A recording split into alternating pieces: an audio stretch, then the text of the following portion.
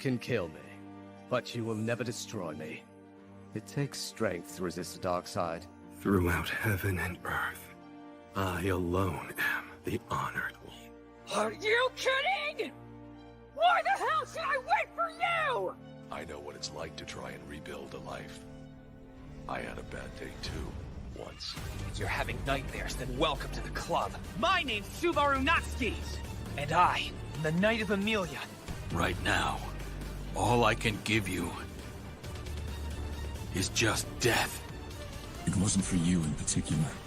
You fought 100 men because it's not in your nature to run away.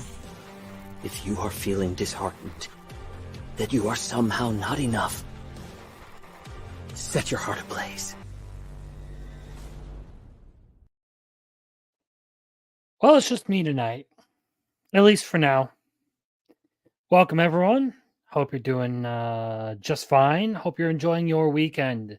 I know we're going into the Super Bowl now, and that a lot of people are going to be more occupied with sports ball than some random small comic and anime talk show thing that goes on the weekend for some 250 plus subscriber nobody. But I still enjoy doing it. It's fun. This week has been... It's been hell. It's not been the greatest, not the most fun thing. A lot of work, not getting a video done when I really wanted to. And being disappointed in... Well, mostly because I was disappointed in the quality of it. But, I mean, I did get a few cool things in the mail today that I ordered. I didn't expect them to show up so quickly, but that's good. And, yeah, I guess it's been all right. So, I'm going to do a little drinking tonight, so...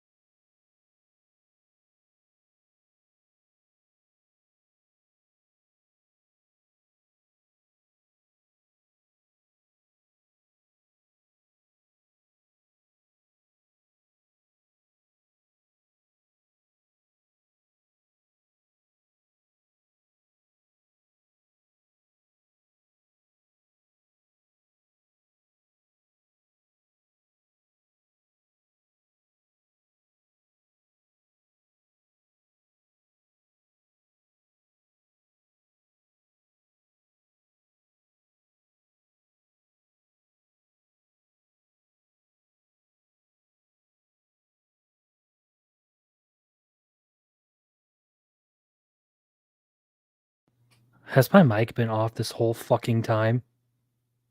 I really hope that, that would be fucking so dumb. That would be so freaking professional of me to sit here with my mic off this whole fucking time talking like a jackass, not even realizing that it was muted. Oh my god. I might actually be stupid. Okay, I gotta figure out going to my own live section to see if it was muted this whole freaking time and how much of what I just said I have to retread over.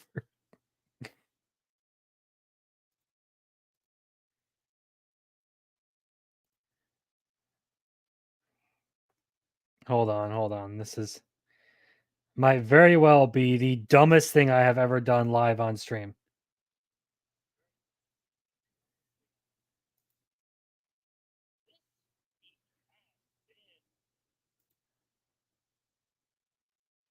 Okay, it looks like I accidentally pinged it when I was opening up my drink. Of course. Of freaking course. A stupid fucking alcoholic beverage is the reason that I muted my mic and I have to recover some of this stuff. So yeah, tonight on the docket there is I'm just going to start from the top. Tonight on the docket, Funimation dissolves Funimation is dissolved and the consequences of that.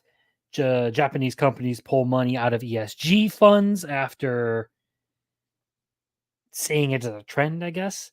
And Frieren proves to be a huge financial success, but more on that later. For now, let's talk about the week. So I had initially planned to do a Jujutsu Kaisen review this week, and that ended up falling through because I just wasn't satisfied with the video quality. Mostly with my own writing. I usually take a couple of days between writing sessions. I will do the first draft and then I will review it before I do my recording a few days later. Because what happens is I will find a lot of things in the rough version that I don't like, and I will cut all that out. But this time around, I decided I wasn't going to do that, and I did the scripting the day of the recording. And well, as I was editing it, I just did not like how it came across. It was not my best work, and having already kind of, made my commitment to doing good work this year on YouTube and trying to do videos the best I freaking can, I opted to just not release a video this weekend and miss my schedule, not be able to do things the way I wanted, because I prefer to have quality over, actually keeping my schedule. I don't want to just pump out crap because I want to keep my release schedule. That being said, though, some interesting things have happened here on YouTube. I've crossed over the 250 mark, which is nice. Again, cheers.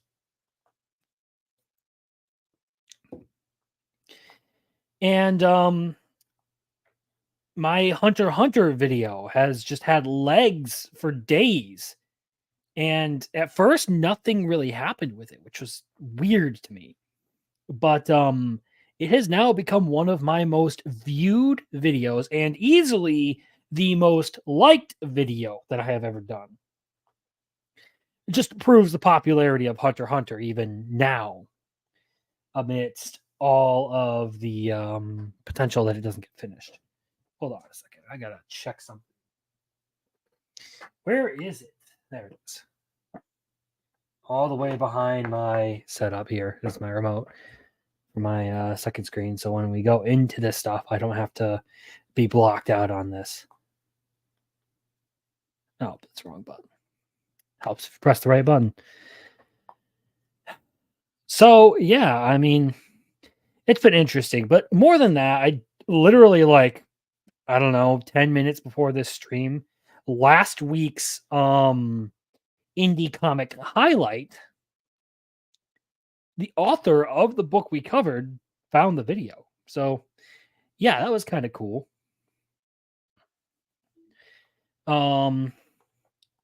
And look, if you are listening to this and you're interested in like a interesting take on like the latter half of the My Hero Academia art story, particularly with like Vigilante Deku and all of the stuff with the city being like overrun by villains and all that, you might be interested in this. It is Relentlessly Bullied Hero, pretty much just like we got a big titty goth villainess and edgelord hero, and it's just,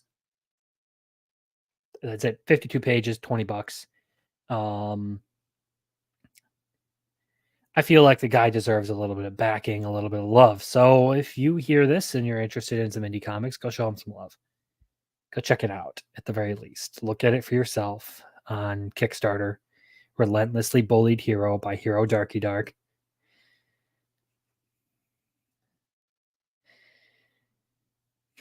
So I guess we'll just kind of move into some other, weekly recap.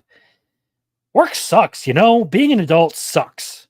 It's not fun, and having to work weekends, especially when you have a trade job and you're working outside, not the greatest thing. I don't recommend it, but 'tis what it is. Hi, JM. How you doing? In the other sense, I mean, as much as I hate to do like any sort of like shopping and stuff through Crunchyroll, they did have a pretty decent sale going this week where you could find Blu-rays and stuff like 60% off. So I was able to snag some I'll get that one later. Snag some Blu-rays for one of my favorite series, Mob Psycho. So I got both seasons each, or two of the three seasons each half off, which was really, really nice. There's a bunch of other stuff. They didn't have a whole lot of the like popular anime and all that. But I mean, there's still some good stuff out there.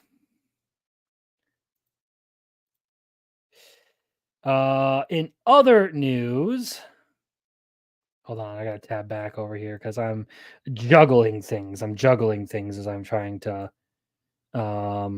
put that there. As you can see how much time I had to get everything in order because I am still trying to like organize. Another one of the things I got was oh, it's upside down. I got copy of the whole series of Miss Kobayashi's Dragon Maid, which good series. Just ignore the part in the dub where Lukawa decides she wants to go uber feminist. And yeah. Send this over here. I got pinged in something.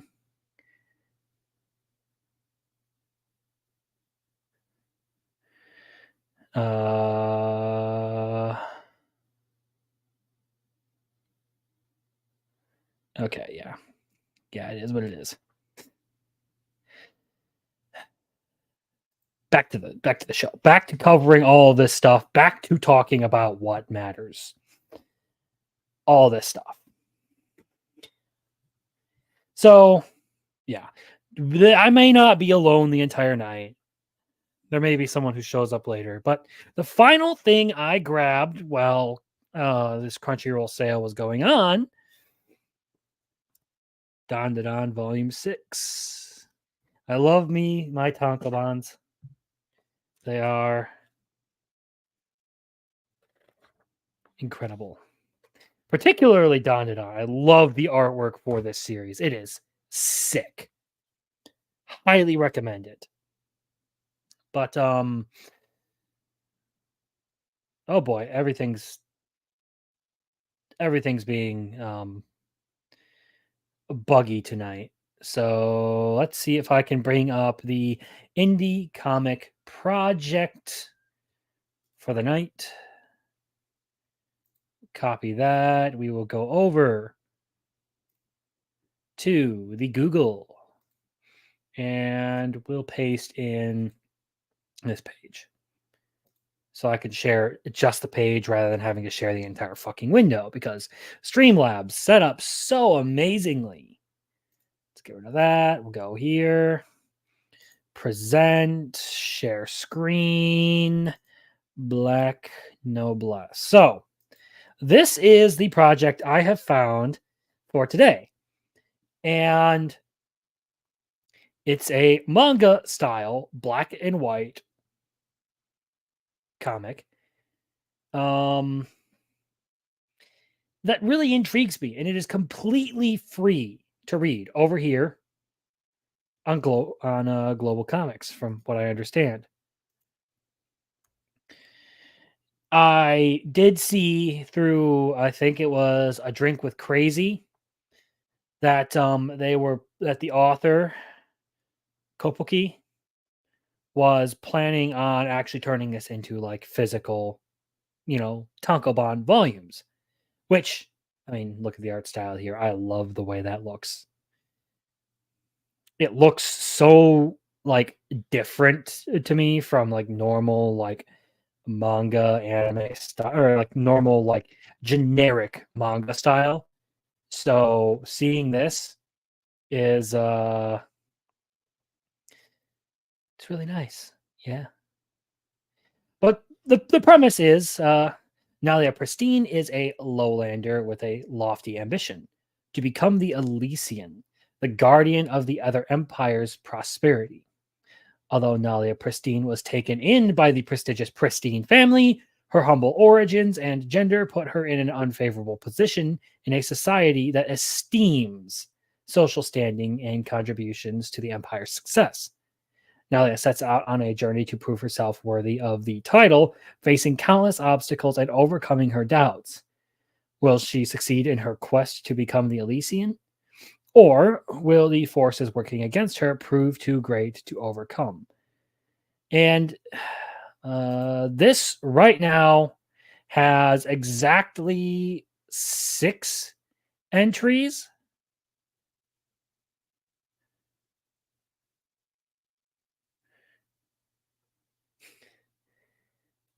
And they are fairly long, considering, normally you would like look at an indie comic and you would see those page numbers. This, again, I'm pretty sure is all free to read. And like I said, I think there's a physical version in the works. I saw that I think it was either Global Comics or the author themselves who posted that, and I'm kind of looking forward to it actually. Like this is the kind of manga that I would actually read. And you can see you can just go straight into it. I like the art style. I won't spend too much time. Like it looks good. I have no complaints about the way it looks or the story. I'm just I'm really hoping that it gets a physical version because I don't like the reading format here on Global Comics. I find it's a little annoying. But yeah, I mean, look at this. I love the art style again. I think this is the kind of stuff I look for in a like comic, something that doesn't have like a generic feel to it. I appreciate that kind of stuff. Which again is another reason why I fucking love Don the Don. But that is Black Noblesse, currently available on Global Comics for free if you're really interested in reading those chapters. They don't come out very often, but this one has had my interest for quite some time. And it's a more like political story than anything. And I don't know, some of those that have good like political intrigue do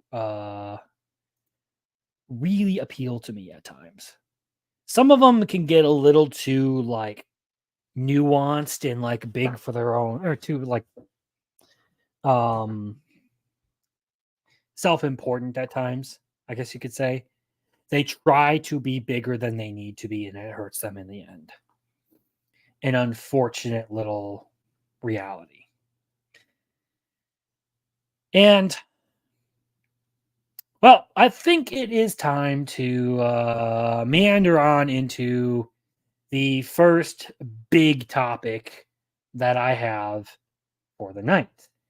And that is Sony's dissolution of Funimation. The thing that has pissed off tons of people. If it's, oh God, everything is being goofy tonight. If we go, okay, there we go. There we go. It's loading. It's coming back.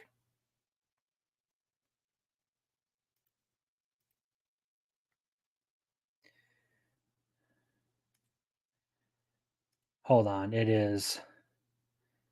Why are you like this? Why are you like this? Present. I'm so professional. Look, don't hold it against me. I am literally sitting here with like, oh, it's telling me I have garbage connection. Of course. There's that. I am literally sitting here on a laptop, like hooking it up to my smart TV for my second screen. Lovely professional stuff. So if I hit this and share it now, it still won't.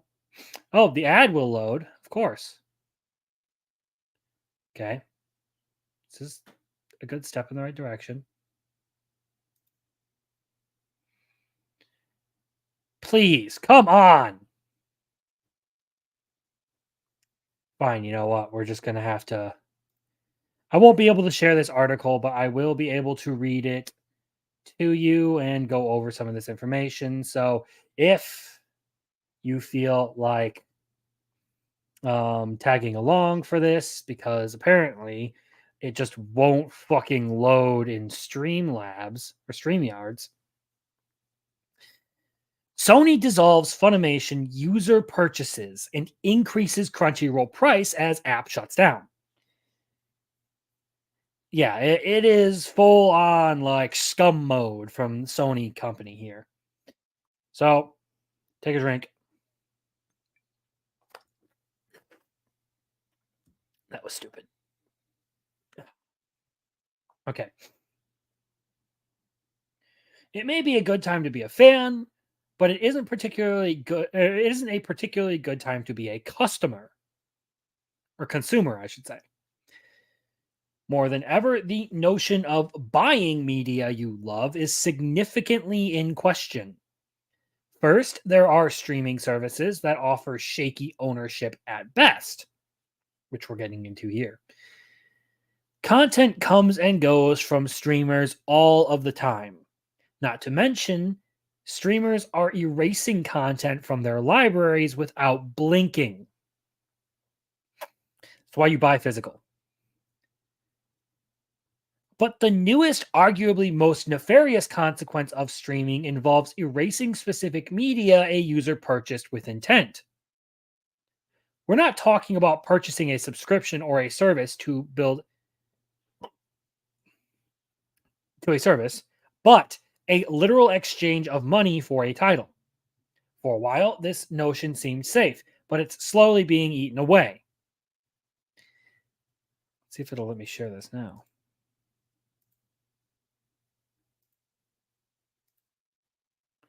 Hey, okay, now you guys can read along with me. Here we go. We are here. As Sony shut down Funimation for Crunchyroll, it will remove all of the purchased content aggregated by Funimation users. Not to mention, it will raise Crunchyroll's price. Oh, read more. So on April 2nd, 2024, Funimation completely shuts down. And that means users are being ported over to Crunchyroll. This was the subject of a DOJ investigation to question whether or not Sony, Crunchyroll by proxy, or Crunchyroll, Sony by proxy, sorry, the other way around, would become a monopoly by doing this. Now, a lot of people agree or disagree with the DOJ's decision to allow this to go through, because Crunchyroll has shown that, and Sony has shown that they're willing to gobble up just about anything in the anime industry for their own, profit margins. That includes stores like Right Stuff, which was my go-to place for acquiring anime merch until it shut down.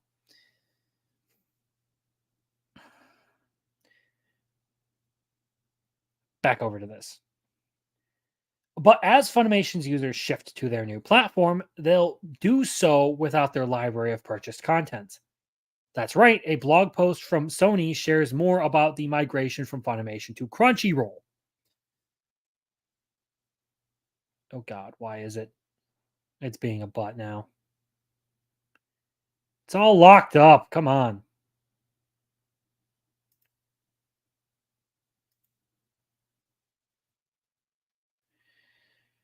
Let's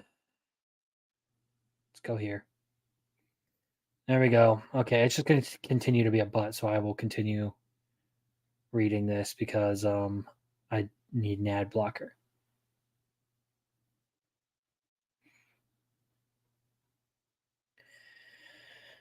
We understand that you may have concerns about your digital copies from Funimation.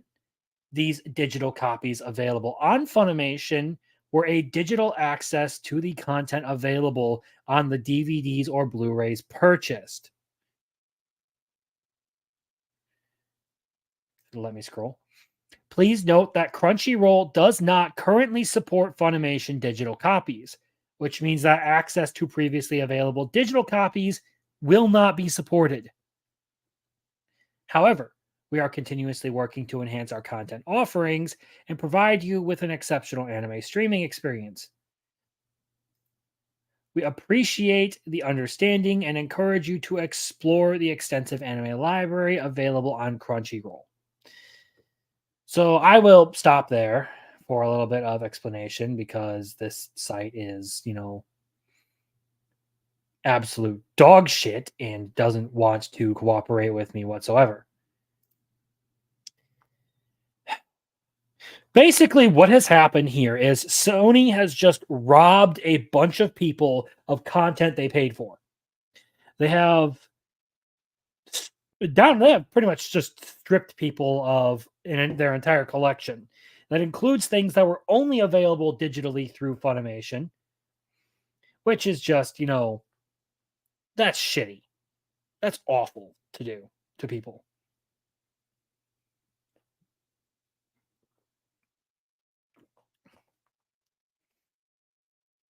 It also I think should be a little bit like sus that they weren't prepared to port all of this digital stuff over.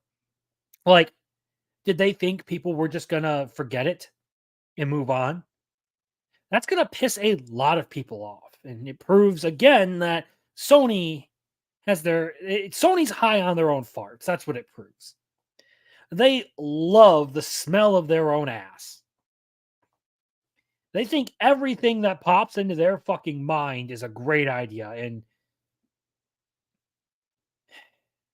yeah. So The Verge shares that users who purchased DVDs and Blu-rays of certain anime all received digital copies of the content on Funimation as part of their purchase. Users were promised that they'd have access to those copies forever. But forever ends immediately. Forever ends imminently, I should say. Although this instance might seem less cut and dry than, say, purchasing a movie on Amazon, it certainly feels pretty close to that area. Regardless of the semantics, users believed that they were also purchasing digital copies of their media when they purchased the physical ones. Now, Sony will simply erase that aspect of their purchase.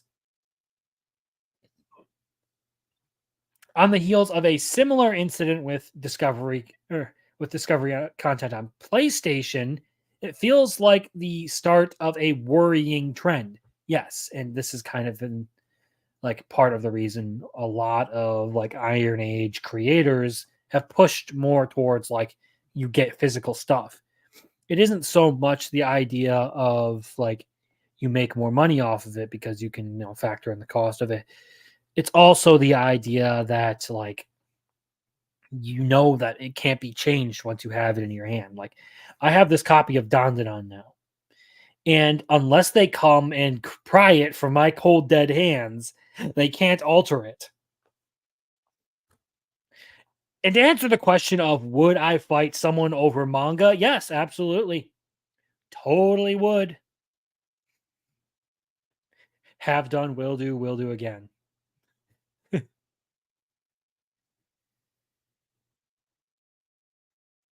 So the least Sony could do is offer to replace some of the lost content, but the company gives no indication they have any desire to even make an attempt. Yeah, it was kind of my point earlier. Like, you would think that with all the time they've had for this merger, like shutting down Funimation and all of that, they would have implemented some way to, pour all this stuff over. But clearly they just don't give a fuck about it, which is the most like infuriating thing. Stack on top of that the fact that Crunchyroll's prices will wildly increase after Funimation shuts down, and you have a recipe for disaster. So the article continues. If that didn't feel like enough suffering, Sony will also increase Crunchyroll's pricing dramatically. Now, I thought it was just going to be a matter of like 10, 15%. No, I was fucking wrong.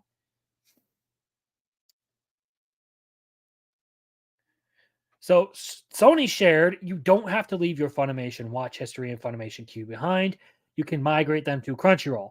As a part of our transition to Crunchyroll, the price will increase from $54 a year to $99 a year, beginning January 28th, 2025.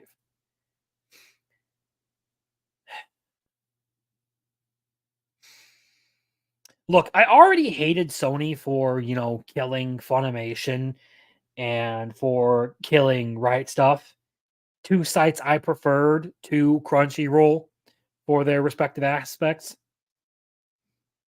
Because like it feels like I go to Crunchyroll and I move my mouse slightly and the whole screen fucking spazzes out. The store. I don't watch anime through Crunchyroll anymore. Fuck that site. And fuck Sony. If we pulled out our calculators, we feel pretty sure that we'll find that means the price of Crunchyroll has doubled. Yeah, just about. I mean, you're what? $10 short of doubling the price here? 54 to 99. That's like a 45% increase in price in a year from now. It's not even like they're going to gradually increase it over a couple of years. No, they're just going to straight up like jack it up. Again, Sony is addicted to the smell of their own ass.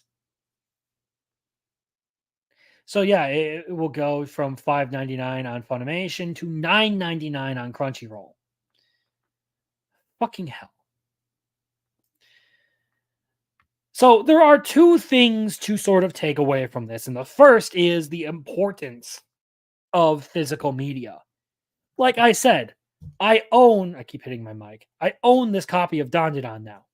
I own these 2 seasons of Mob Psycho now. I own the entire series of Miss Kobayashi's Dragon Maid now. I am throwing shit everywhere like a moron. I own those. They are in my physical possession. They cannot change anything on these discs unless somehow they come to my house and fight me over them and replace them. But that is like very, very, very illegal. And unless they decide to implement 1984 Thought Police, won't happen. So yeah.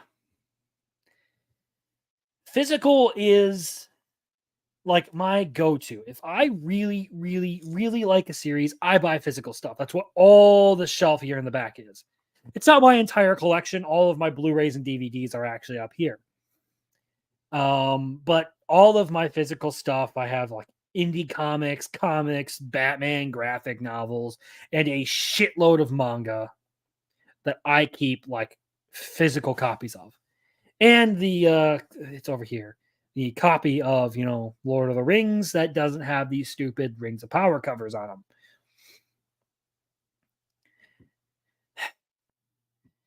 It's important because it's not just that they will like rob you of digital content whenever they feel like it. It is the fact that they will alter and change it too. I mean, this isn't really like a huge complaint, but it kind of proves the concept that like they went back and like retroactively edited Hell's Paradise. I saw this article and I forgot to pull it up for this, but they retroactively went back and edited Hell's Paradise to make a certain character's boobs smaller. Now look, if you're like me, you like them big titty bitches and you want someone whose knockers are big enough to come around and knock you out with centrifugal force alone.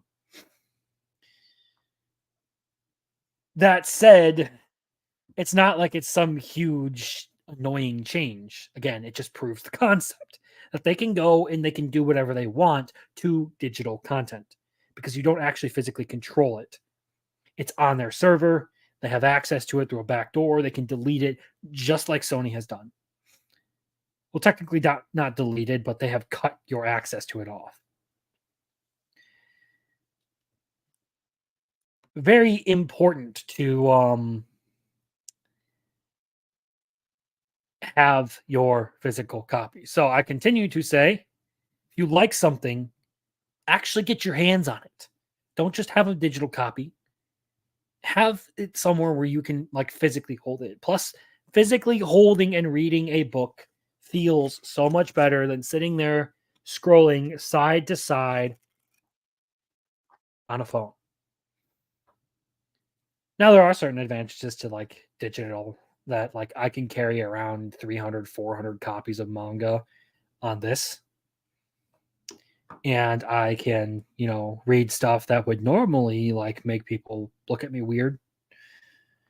All the like dirty manga and etchy stuff like that. I can experiment with weird stories first, getting a digital copy. That's okay. I always do that myself. If I want to test something out, I will buy a digital copy, and if I do like it, I get physicals. Especially if like I like a series. I continue on. I will like buy the first volume digital and continue on physical for the rest of it.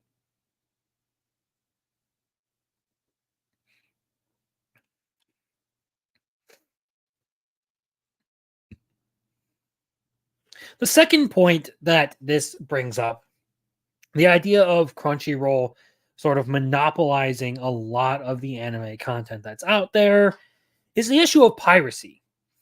Because right now there aren't a whole lot of like services that like have a wide library of anime.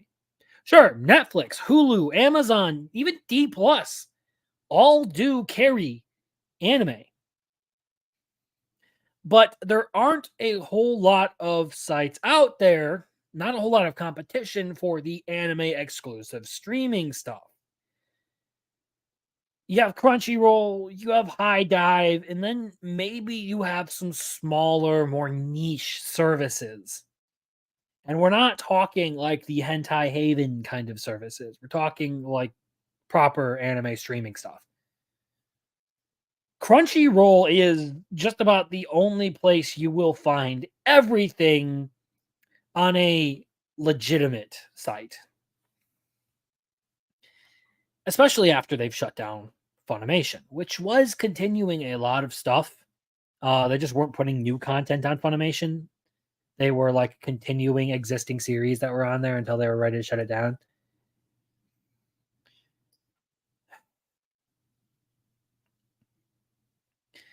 This has pushed more to like the forefront the issue of piracy.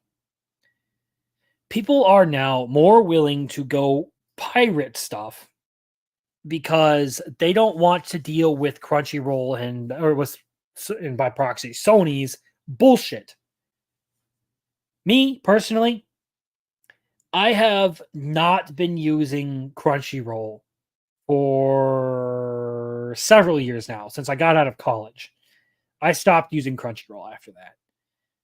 I stopped using Crunchyroll and Funimation. I had technically both for a very short period of time, but most of the time I used Funimation until it got axed on all the new stuff. Very briefly used Crunchyroll. Thought their player was ass compared to Funimation. And promptly went over to some other sites like Kiss Anime and all that kind of stuff. Sail the seven seas when it comes to anime, my friends. Yo ho ho ho. Yo ho ho ho. It's a reference to Binks Brew from One Piece. Great song, by the way. It's been stuck in my head for a long time now. Either way, I don't look. You can talk about how like piracy robs the animators of like money and stuff from views and all that, but Crunchyroll again has already proved they don't give a fuck about paying the animators or the like companies that produce this stuff. The reason people paid for Crunchyroll is because Crunchyroll was talking about all this stuff about how they gave additional funds to the animators based on how popular the series was. However, what they were actually doing was funneling that money into their own in-house animation groups to produce garbage, absolute garbage, like X-Arm and High Guardian Spice.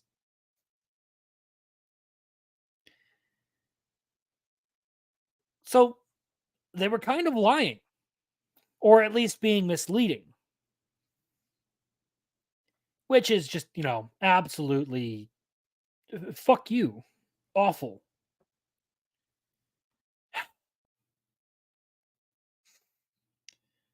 So I think you're more like morally backed in pirating anime now than you were in the past.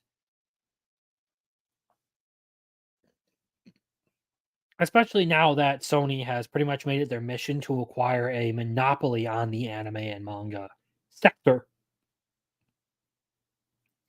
They've already acquired competing streaming services. They've acquired competing shops, killed all of them, and funneled all of it into Crunchyroll.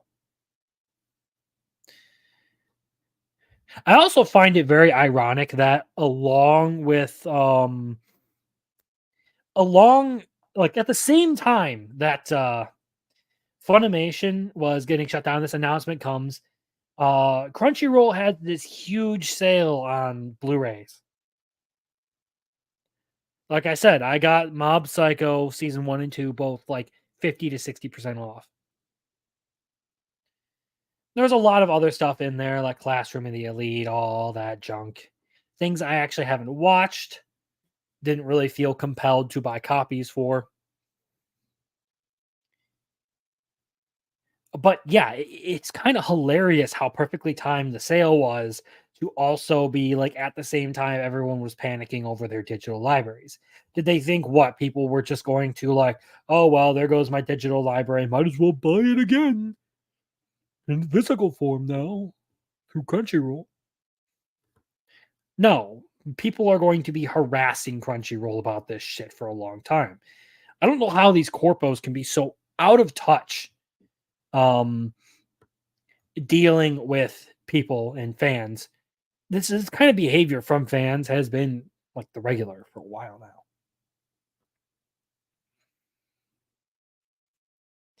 So the fact that they like thought this was going to be a good idea, that this was going to go over well,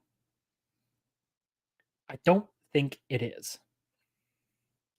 I think Crunchyroll is shooting themselves in the ass with this one.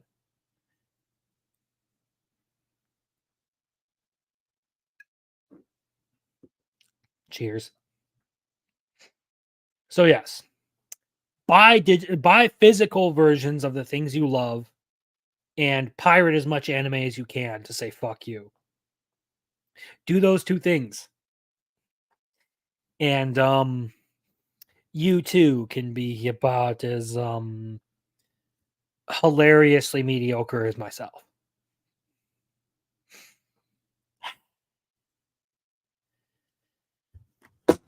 I keep fucking dropping shit.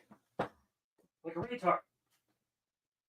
I keep knocking this stuff off of my desk.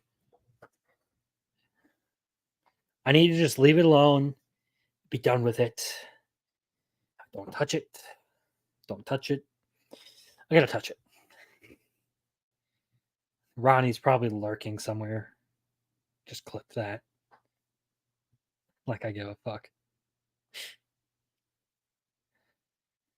I think it's time to move on into the next big topic. And that is that Japan's economy has been turning its back on the ESG stuff. This comes with there's a lot of angles you can approach this, so let's just get into it. There we go. So here we have investors in Japan drain 4.5 billion as they exit ESG funds. Now, this isn't that they're like taking the money from it and just saying fuck you. No, they're like the people funding these like funds are pulling their backing out. The money that they would put into it for these ESG funds is not going in anymore. So, Japanese retail investors are abandoning ESG mutual funds. Investors put a total of 660 billion yen, $4.5 billion, from funds, pulled from funds last year, according to research firm Morningstar. That is more than 4 times the outflow of 150 billion yen in 2022. So basically, they put in 4 times the amount of money that they drew out. The shift is due to investors favoring mutual funds focused on specific investment themes rather than sustainability goals related to ESG funds. In 2021, ESG funds boomed in Japan with total inflow of 1.8 trillion yen. That's a lot of fucking money, by the way. 1.8 trillion divided by about 150.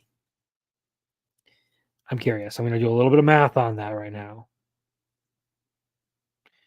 0.8. Oops. Nope. Billion. That's 1 million. 1 billion. 1 trillion divided by. So, yeah, roughly $12 billion. That's a lot of fucking money. Okay, so my my autistic ass just went on a side trail there. Now investors are more interested in areas such as foreign index funds. Rather than being a response to investor demand for suitable investments, ESG was seen as a theme, said Daisuke Motori, director of manager research at Morningstar Japan. Investors are still pouring money into mutual funds, with inflows exceeding outflows for 11 months in the last year. The outflow of capital from ESG funds has hammered the industry's growth, according to the Morningstar report. There were no new ESG products launched between October and December of last year. Interest in ESG funds among retail investors is unlikely to recover, according to Kai Ebisawa, fund analyst at Matsui Securities. He expects the shift to other investment areas to continue. So, my shit reading aside, there's a couple of things to interpret out of this. One is is basically Japan's allergic reaction to a lot of the Western gobbledygook bullshit that we get up to. You've seen how a lot of companies here in the US have embraced this ESG stuff and how it's kind of, fucked things up. Japan saw it as just like a theme rather than something like investors were demanding. Here in the US, these investors require you have certain quotas to fill for employment and all of that. Japan just kind of saw it as like a gag thing, I guess, and they dabbled with it and realized, not really all that interested, and they bailed on it. They started backing out. And that's kind of been the trend, because this comes after companies have decided to abandon localizers in favor of using AI. Kind of funny. And all those localizers had their fucking freak out a while back when they realized that they might not be able to pervert manga, anime, and games coming out of Japan anymore. Which I really hope is the case, because I do not want these people controlling every little bit of entertainment that I love. The whole reason I engross myself so much in manga and anime is because most of it is just Hail, Hero Darky Dark. If anyone else is listening, you should go check out his. He was who I was talking about earlier, the guy who was doing the book. I'm blanking on it. Relentlessly Bullied Hero over on Kickstarter. Looks fun. But yes, localizers are getting exactly what they fucking deserve. That is like 100% what is happening. Japan found out that these people were fucking with what they did, and Ancient Magus Bride took the initiative and like, all right, we'll replace them with, AI.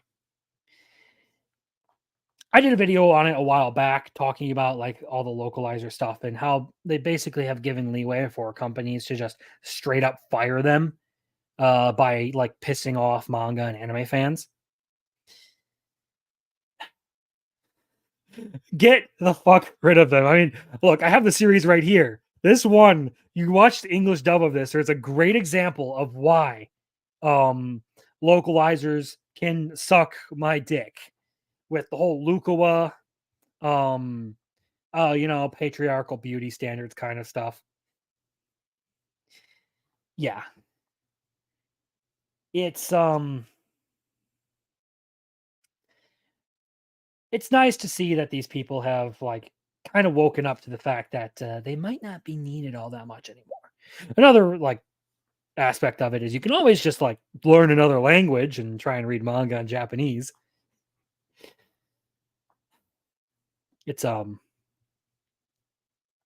It's interesting to see Japan sort of like recoil from the things that have like infected Western entertainment and made it hard to find good stuff. Again, that's why I engross myself so much in manga. It's why I've really loved indie comics lately. Like, there's a lot of fun stuff to find in the indie comic sector, in all of that, in manga and anime. And I hope it stays that way.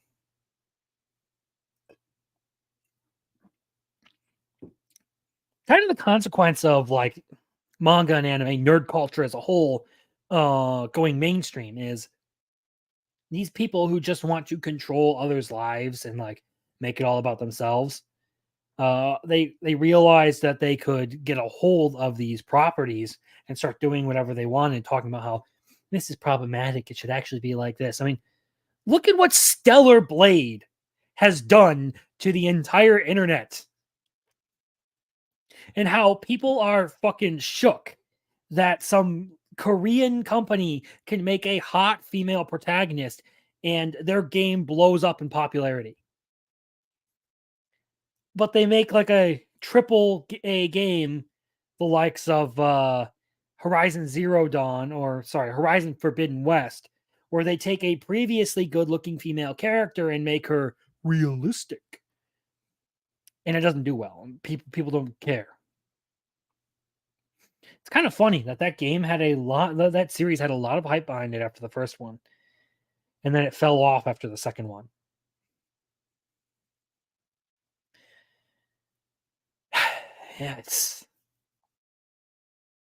It is. It's funny. But yeah, between localizers and Japan just not wanting anything to do with like Western ideology, there was a quote from one of my favorite anime directors, Makoto Shinkai, talking about how Japan should focus on making entertainment for Japan. And I think he's 100% correct with that, because the reason Japanese entertainment has become so popular is because it has just focused on entertaining. It isn't about like preaching a message or like telling people about like how evil they are. Even in stuff that does carry a message really hard, like Attack on Titan, it's done with a fair bit of nuance and it actually makes you sit there and think about things. It doesn't just sit there and say that you're evil. It poses the question. It makes you think, lets you come to your own conclusion as to whether you agree with it or not.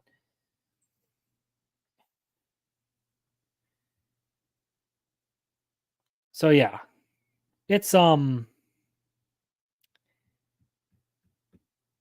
disappointing because like I did another video recently about like Batman, the Suicide Squad, and all that stuff. To see a lot of the properties I like die, and watching these sort of like creeps come in and exert their influence on Japanese creators has had me worried that manga and anime might go the same way as Western entertainment, especially as Western money has become way, way more important than anything in Japan. There are clips of localizers, actually saying stuff like, well, now that like the Western audience is more lucrative than the Eastern audience, we can like exert a little bit more influence on these people. We can like tell them to put a little more clothes on or change their designs and all that. That's fucking scummy. Excuse me.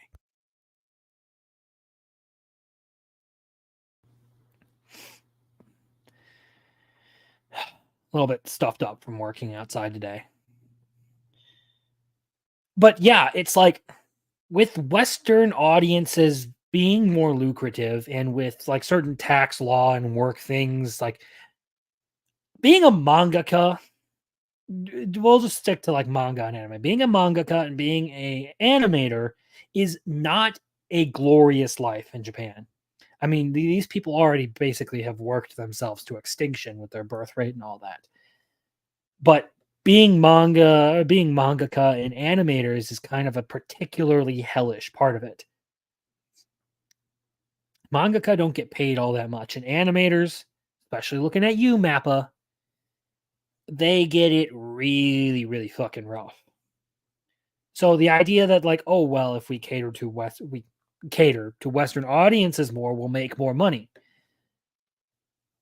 That's a dangerous idea because now you're abandoning the very thing that Western audiences really loved about manga and anime, that it was different, that it took a very Eastern style of storytelling. Like down to the bone, you go to like Kisho Tenketsu. I think that's how you pronounce it. The like writing style, the 4-act writing style that a lot of manga uses. It's very different from like the hero's journey foundation that a lot of Western stuff uses. And look, there's no objective like right or wrong way to write a story. But fact of the matter is that sometimes getting a little bit of variety can spice things up, and it'll make people more interested in stuff that's like not maybe in their wheelhouse. So yeah, it's been okay. Back to the subject. It's been a little dodgy watching all the stuff go on in Japan, particularly with like the localizer issue, with more companies sort of like getting into the ESG stuff, and with localizers like talking about how they can exert influence on creators. But it seems like that's kind of backing off now. Like they've had their dabbling with it and they're done with it. I mean, even in Korea, Shift Up fired 2 feminists because, well, they were trying to sway the way that the game was actually being produced, and the company didn't like that. And look at now; they've generated so much fanfare off of firing these people and actually making a good-looking protagonist.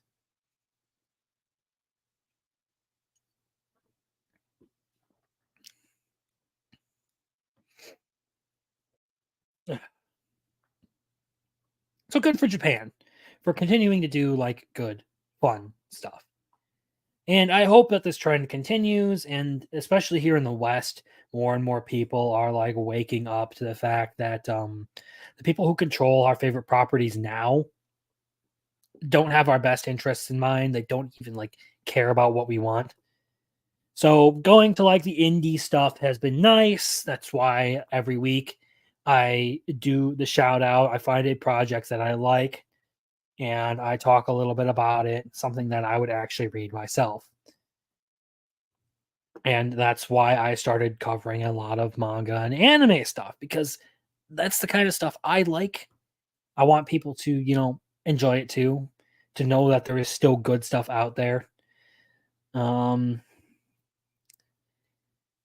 of course, you can always go back and watch the old stuff. You can go find old movies. I somewhat recently watched Citizen Kane with my parents. Great movie. Loved it. Really, really well written. But let the localizers continue to be shook. Let the retarded corpos at Sony and Crunchyroll and every other corporation that wants to um screw consumers and fans over. Let them continue to freak out over, not realizing that people don't actually like them and they don't care. The piracy will continue as long as Crunchyroll continues to act like a scummy streamer. The mocking of localizers will continue as long as localizers continue to be jackasses. And the rejection of all the ESG stuff is going to continue until corpos realize that, hey, maybe it's not a good idea to continue to look down on half of our consumer base. I keep fidgeting with my phone. I need to stop. And I have one last little thing to bring. Well, one big subject. I have a couple of little things I can pull up. And this one has to do with, in my opinion, the best anime to come out last year, Frieren. So, just a little bit of a random thing I found that I really wanted to cover. So, it's also no Frieren. Blu-ray gets excellent sales,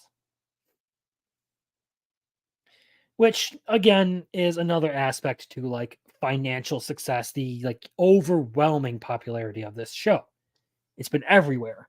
And it's even replaced a couple of the long-standing top anime on certain sites. Like you go to my anime list, Frieren is rated above even Full Metal Alchemist, which has sat there for quite some time.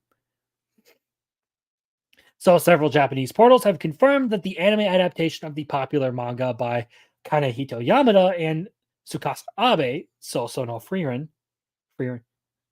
Sorry, I got a little bit of a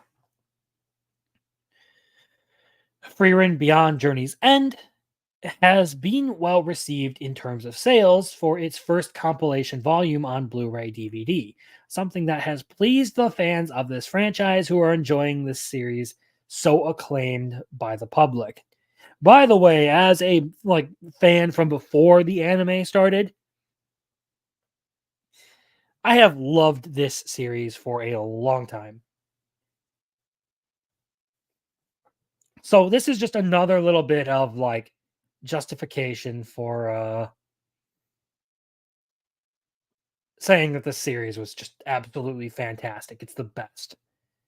So, according to the information provided on the official website, Yaron, the first Blu-ray DVD volume of the TV anime So no Frieren has managed to sell more than 6,000 copies.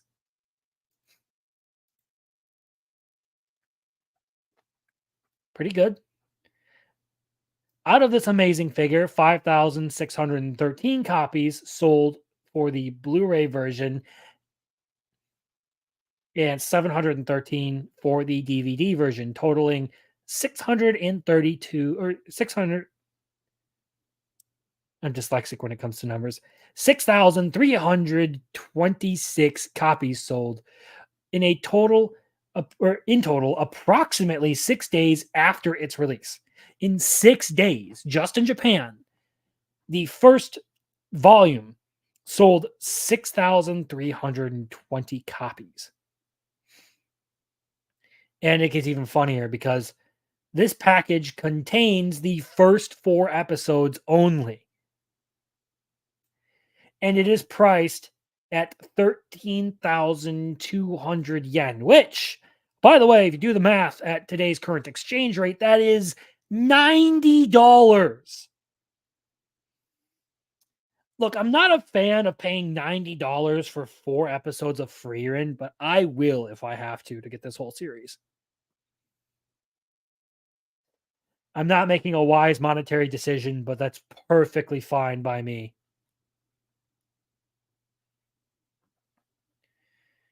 It should be noted that the first Blu-ray DVD volume of the anime series was released for sale in Japan January 24th of this year.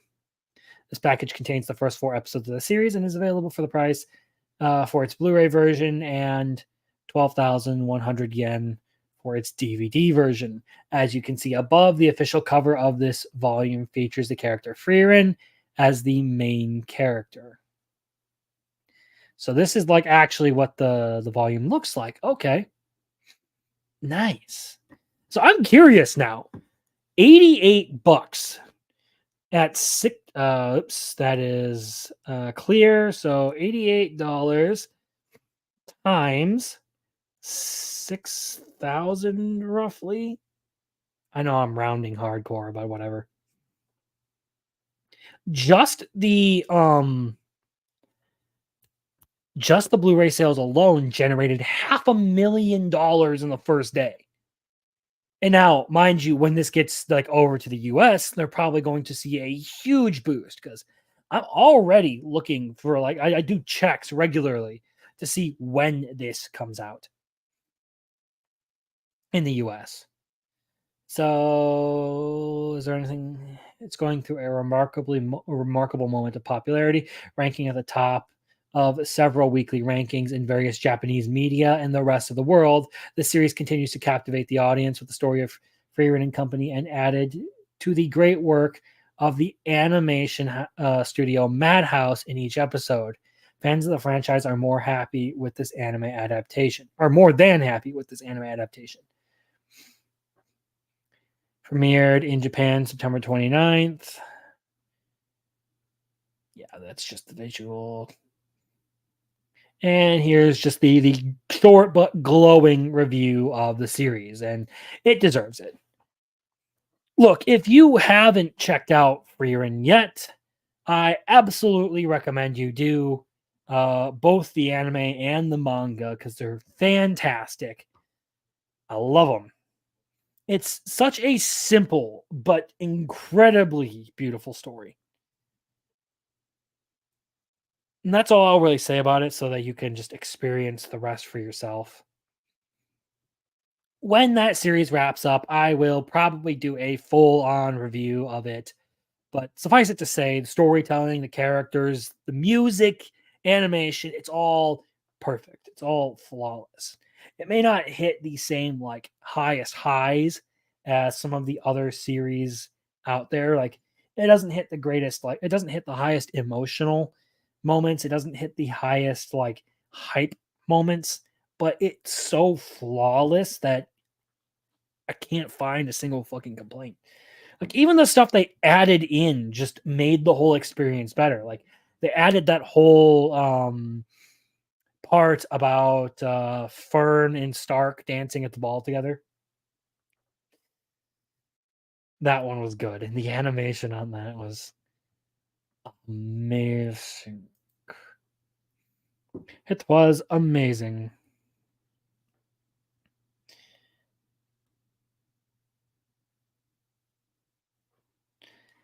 All right. Continuing on.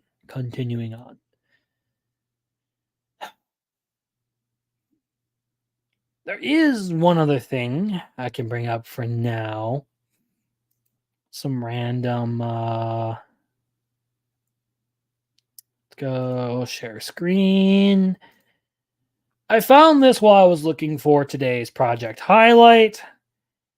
A Drink with Crazy, thank you for this. Sharing this little bit of animation.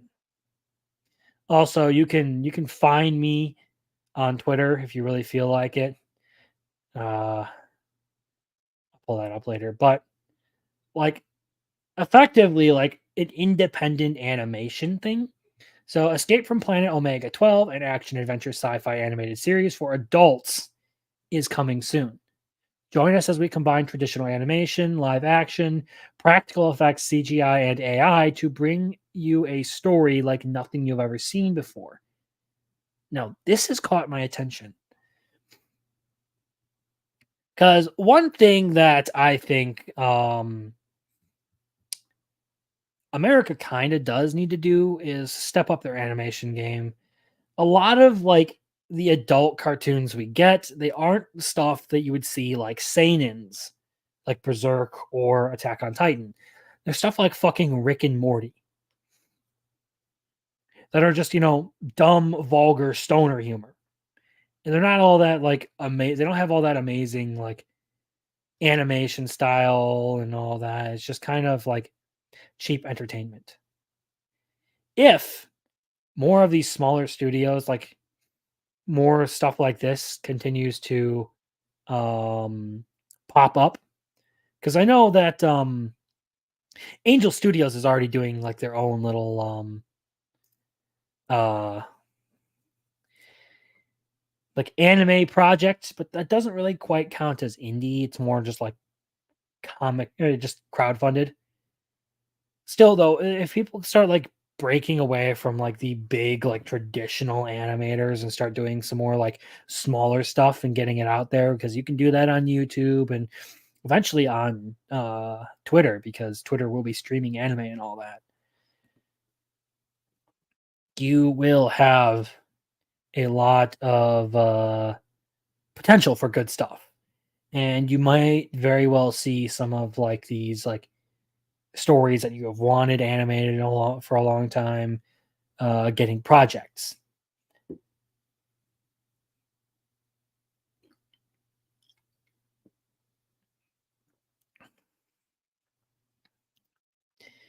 It intrigues me because animation is obviously something I'm very passionate about. That's like the whole point of this channel, is covering cartoons, comics, manga, and anime. So seeing a lot of like people start to do like independent stuff, and hopefully this story is one that's like more mature, actually tells a serious story, like tries to be like a proper like story that isn't just some dumb gag like Rick and Morty. Can you tell I don't really care much for Rick and Morty? That I think it's stupid and overhyped?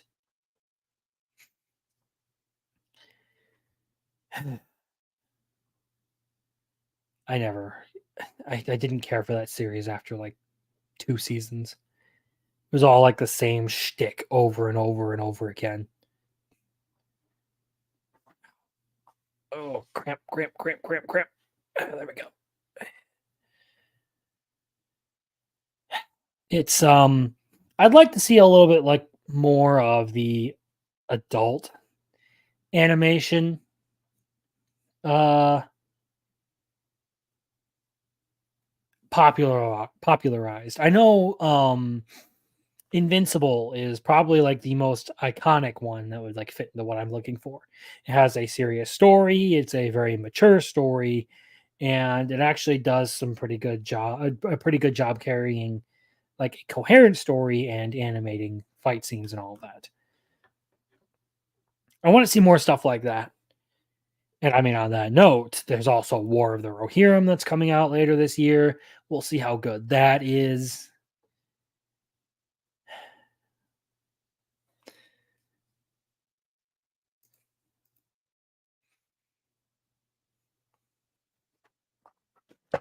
But yeah, I mean,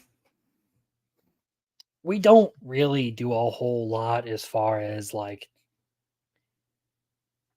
what anime has done.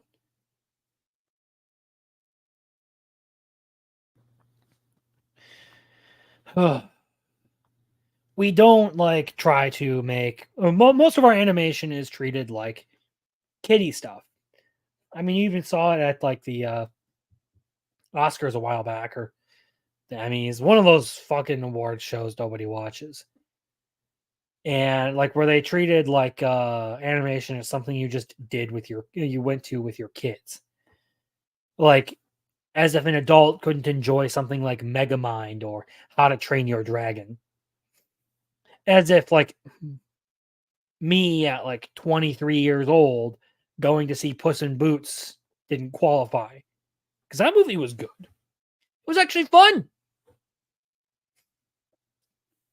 No, animation and cartoons are all for kids. Remember when like a cartoon could be enjoyed by all ages, even if it was aimed at kids? Like Batman the Animated Series, Teen Titans, the DCAU, all of the Marvel cartoons, like X-Men. Remember when those all carried like serious stories and had proper plot lines and all that? And now the only time you get stuff that can be enjoyed by people of all ages is an anime.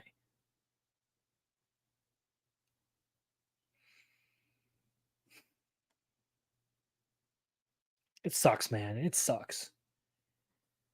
I hope we get back to the era of getting cartoons like Batman the Animated Series and Teen Titans.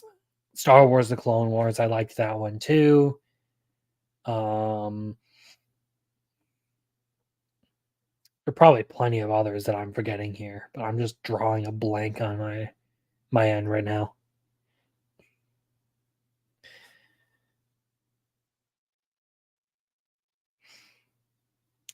But yeah, I am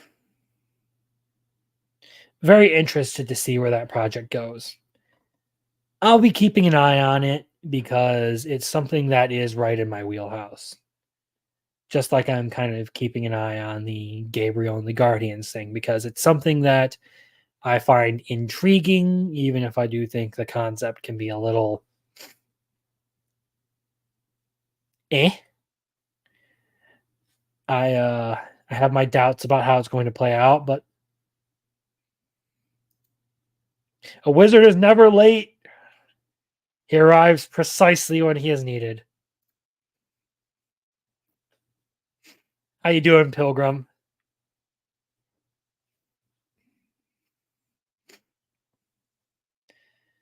But I mean, yeah, it's I don't know. So, I was supposed to. I mean, I talked to the guy. Have someone else on to like do a whole tier list thing, but I haven't received a message back from him after I texted him about getting in here.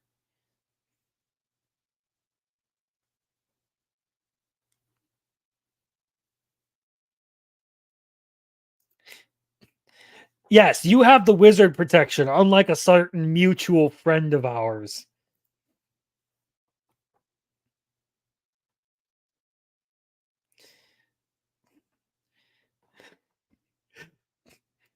Counter spells, huh?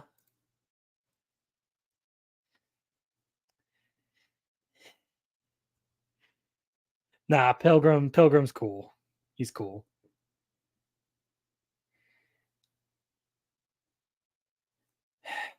What else? What else can I bring up? Just kill some more time. I swear, this isn't like the first time that Roland. This isn't the first time that something like this has happened. I mean, we kind of covered Black Noblesse. We've kind of covered all of the like big anime news kind of stuff. I can probably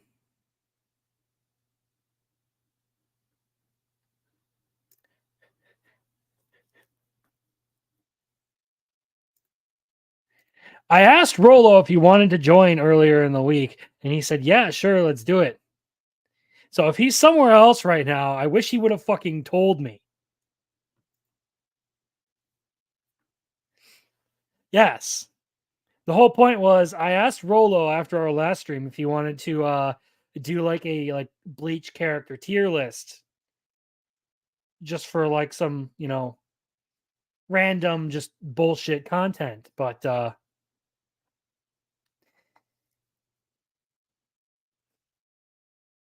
I texted him. I kind of like expected that this might happen at this point. I should, shut my mouth because like the guy's not here to defend himself. And for what it's worth, it's not like I hate him. It's just annoying that like I'll oppose I'll like pose an offer to him and he'll say yes and then just vanish. And then it's impossible to get a hold of him.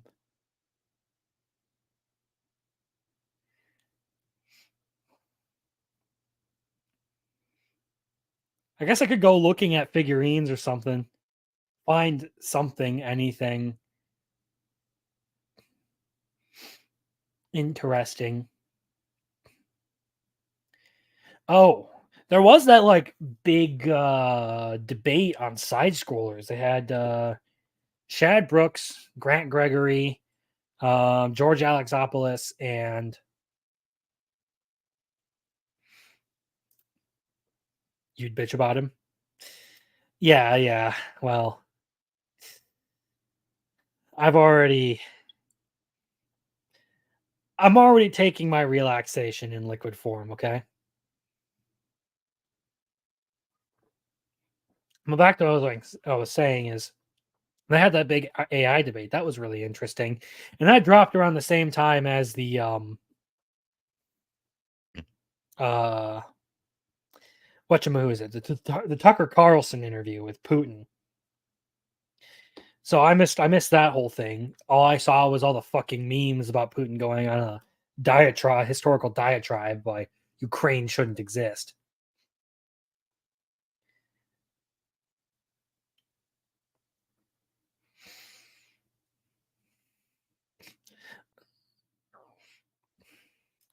Shad talking about AI. Yeah. No, he wasn't just talking about it. He was arguing with his biggest hater, George Alexopoulos, about it. It was very interesting. And as much as like I respect George Alexopoulos as an artist, I love what he's done for like certain books that I've read. Like oh, what is it? Night Vale. He did Night Vale book 2 for Razor Fist. And I loved his artwork in that. I still think George acts a bit childish at times when it comes to this. A bit stuck up, I would say. But he does make some good points that it's more respectable as an artist to be able to actually draw than to use AI programming. Still, though, I mean, listening to that argument, I think the people who had the best points of the night were Grant Gregory and Reagan, the two people who I'm not very familiar with. It was basically just Shad jumping in on every little comment to try and correct everyone, and George kind of like acting like a smug little child the whole time.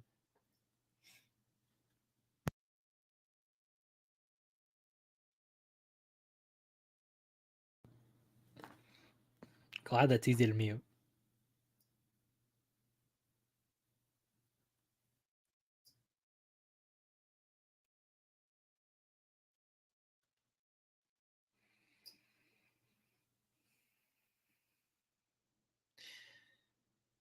Oh, well, I stumbled upon Nerdrotic getting in a fight with someone over Doctor Who.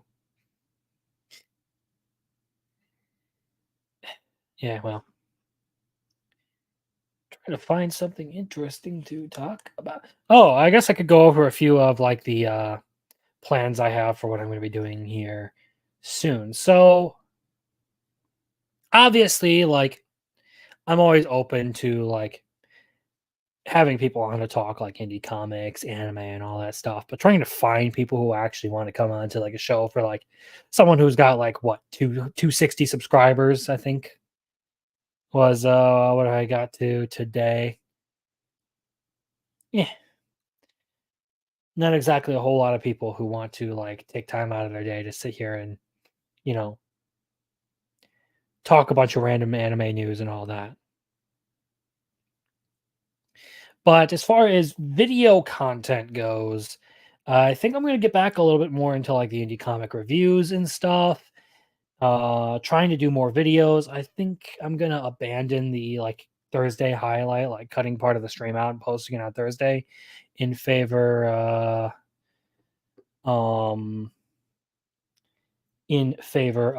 like actually doing a proper video. Like I really enjoyed making the Batman Suicide Squad video, just sort of recapping all that stuff.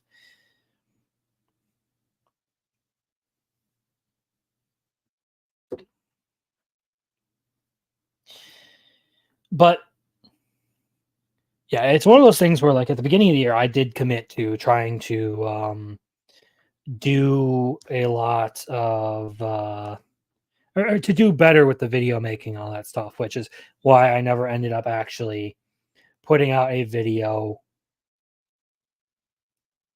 this or today.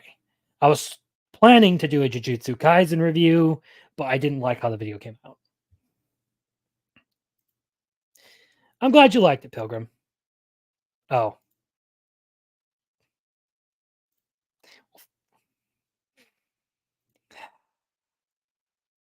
brand. Here. Silence, you glorified wad of trash, or I'll squash you like a roach!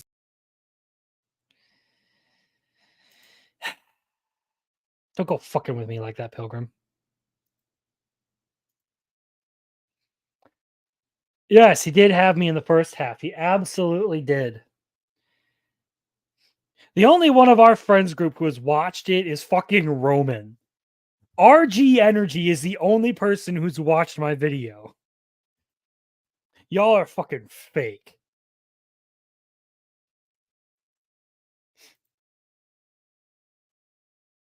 If you're talking about coming on the show, yeah, sure. We talk about. I mean, look, like I said, anyone who like, even if it's like someone where we're just gonna sit there and talk about like a specific project that they did and all that, fine. I mean, I'm interested. Always having people on here. Normally, I have my brother on for like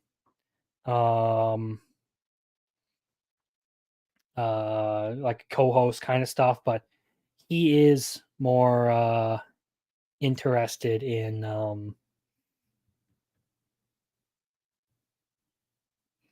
he's more interested in gaming and all that stuff than actually, being on stream and talking all that stuff. So I gave him the day off because Roland was supposed to be here so that we could do the whole Bleach tier list thing. But hey, here I am on my own covering news topics because I knew that something like this was going to happen.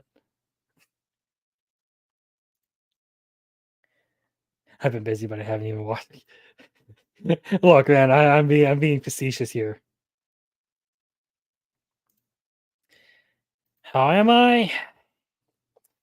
Okay, I am one drink down, feeling a little bit better, enjoying life. Glad that my order for all the stuff I got on sale came in.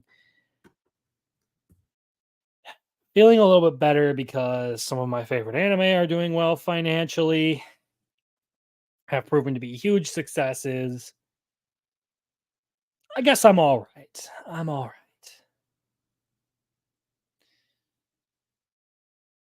Also glad that I never actually like purchased anything digital through Funimation because holy shit, people got screwed out of stuff on that one.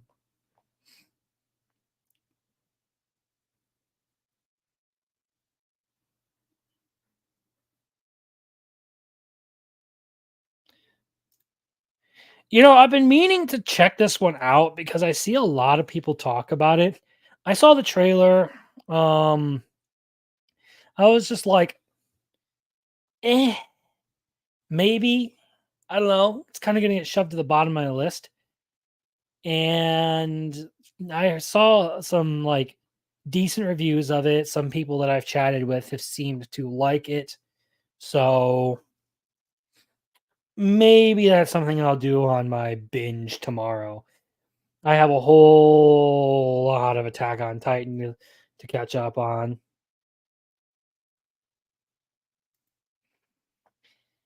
Yeah, the thing is, I've done 2 videos on why I don't like Tokyo Revengers. So that's going to be interesting.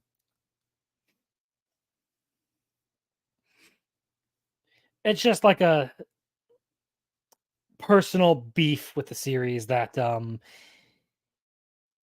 I never really cared for it and felt suckered by the end of it.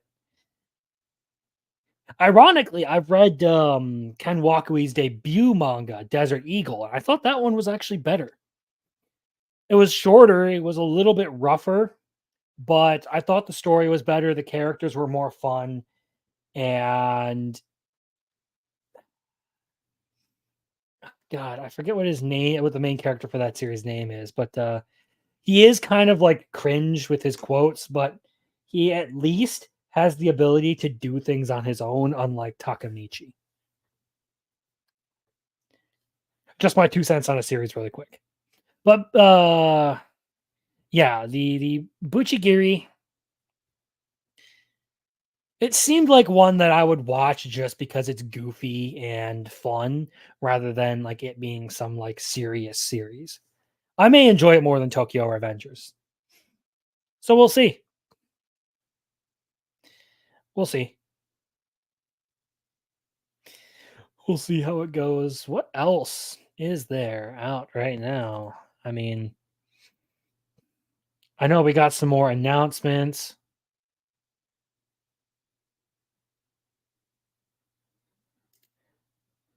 Well, thanks, man. I appreciate that.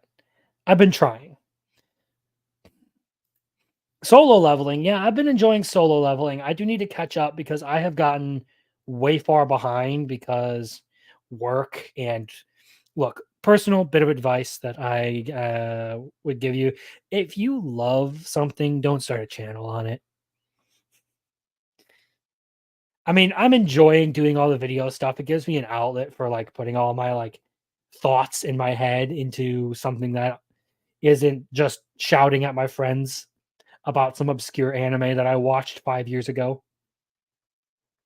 But yeah, solo leveling, I have been enjoying. Oh yeah, shit! I haven't watched this week's episode of Frieren. There is the wrong way to do healing to use healing magic that I still have to catch up on. Ooh, there's more delicious in Dungeon 2. Oh,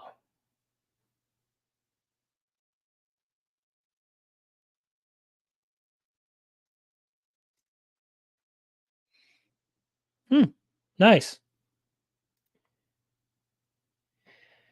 Yeah, it's well, one of the things about it is like I spend a lot of time organizing my thoughts and doing videos and stuff. So like I do a bunch of different things. So I like have the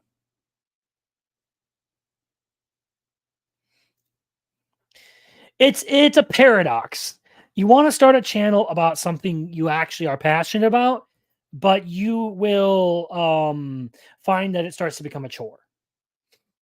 So yeah, if you do start a channel, it's good to find something that you're passionate about, but something that isn't like your relaxation time hobby. Like I would never um start a channel about say well, actually I kind of already have done a channel about my relaxation time hobby. So like if you have other things other than like movies and stuff that you can do to relax, Pilgrim, uh and just like let off steam. Like, okay, I would never do a gaming channel. Sure. I plan on doing a little bit of like gaming stuff on here just for the live stream aspect to have some fun with it. Like, I'm going to be doing Monster Hunter streams on Monday. But it's one of those things where, like, if you really, really do something to like just sit there and relax,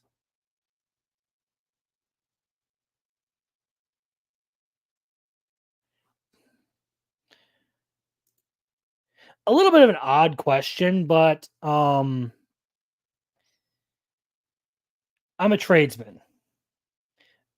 Basically, I'm a remodeler. I fix houses. That's what I do for a living. I won't say any more than that because I've kind of already said that much on stream, but I am not here to dox myself by giving my place of location or place of employment or anything. So yeah, I mean, I work hard all day. I want to come home. I want to just sit back and have some fun. I started the anime channel because it was something I was passionate about. I got inspired by like seeing a couple of other people do like videos and stuff and started doing my own thing because I was like, I need a place to vent all of my thoughts and not absolutely drive my friends absolutely insane. Yes, I know they can. And I don't want to remind them of the fact that they probably could if they wanted to.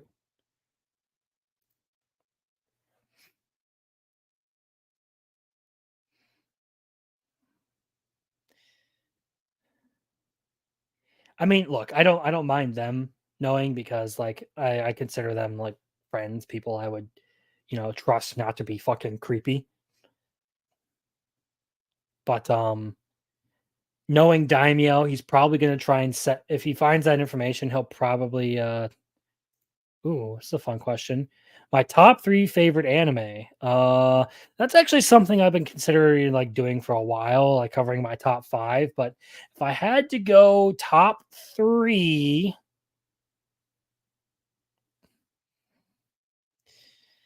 so number 1 would be Naruto. I absolutely love that series, even though I acknowledge it isn't perfect. I think the ending was very miscarried, and it does have a lot of filler issues, even more so than Bleach, and people give Bleach a lot of shit for filler. Number 2 is ReZero because that one's like that's a personal reason. Um,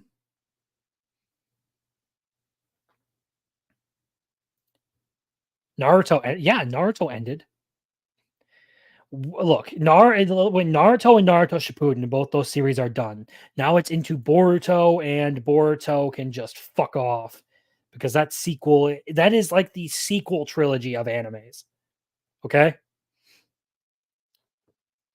so it's Naruto, ReZero, and then it gets a little interesting. I'm trying to like I'm still debating because Love is War is fantastic.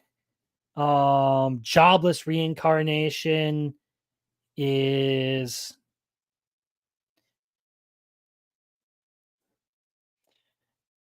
another fantastic one.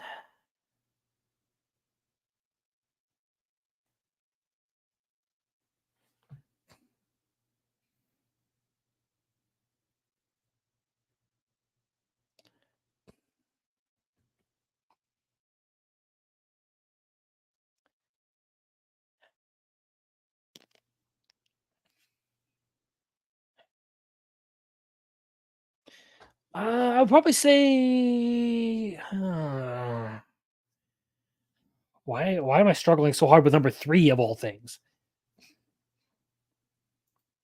It's like it's just I need a visual representation here of some of the stuff I've gone over.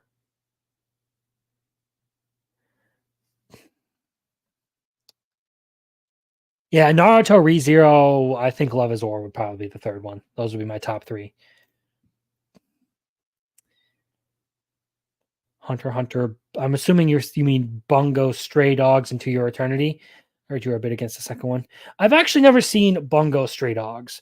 So if you're talking about the comments on the video, I was more so referring to the fact that I wasn't a huge fan of To Your Eternity.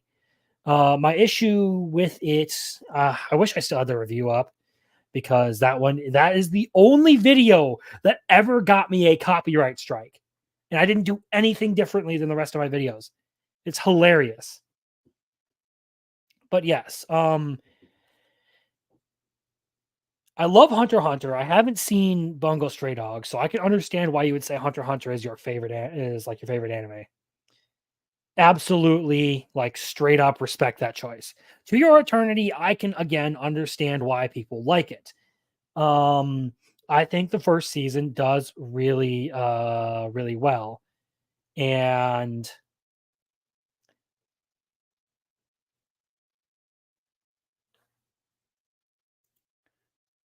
all right, see ya.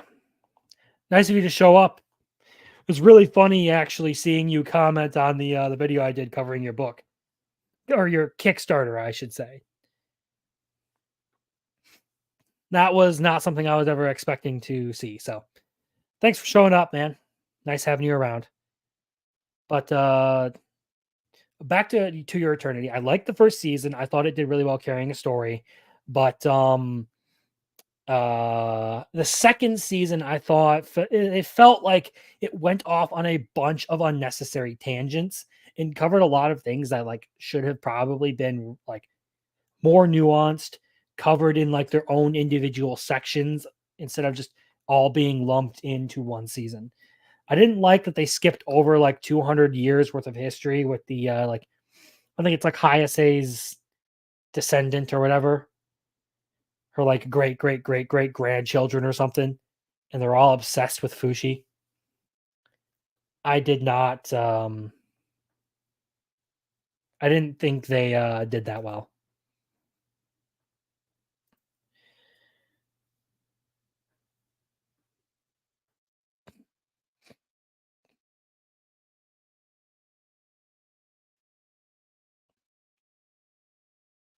Think we'll probably continue.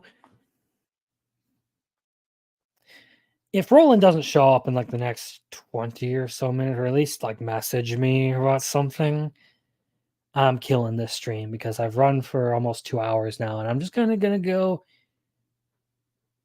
with it. We're just gonna keep going. So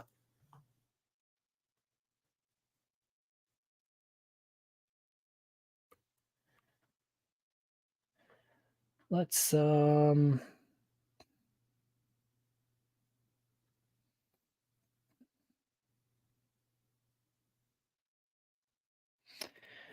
yeah, I tried doing something like this for why don't I stream an episode? I tried doing something like that a while back. I wanted to go over like comparing fight scenes and anime and stuff for like Jujutsu Kaisen, Frieren, My Hero Academia. That stream got taken down in about 30 minutes. And it's no longer available. That's the issue. The only reason I can slip past copyright for using anime content and all of that is because I have to dice it up a ton. It's the unfortunate reality.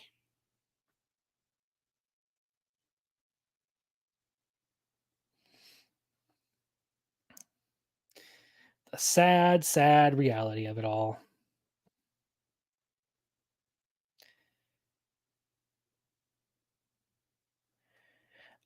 And look, as far as To Your Eternity, I don't think it's absolutely garbage. Like I said in the comments section of that video, I thought it was a 6. I couldn't finish the second season, but it's by far not the worst thing I have ever watched. That title goes to something that's surprisingly getting a second season. Like, holy shit. 12 years later, it gets a second season. Demon Lord Retry. Like the Alabama incest child of Overlord gets a season 2. But So I'm a Spider can't get a season 2.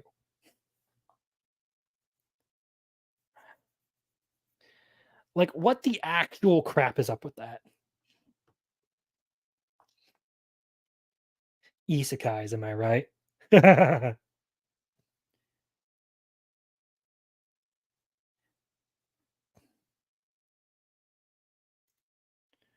There's a show about me.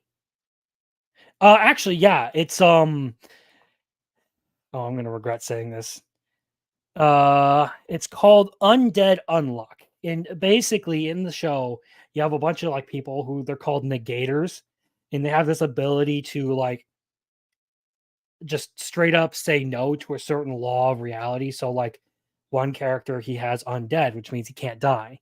Another person has unluck, which is where the title comes from, and anyone who touches her gets like afflicted with the worst luck possible. Well, I have one of those negator powers called unfuckable, and it negates any bitches I would get.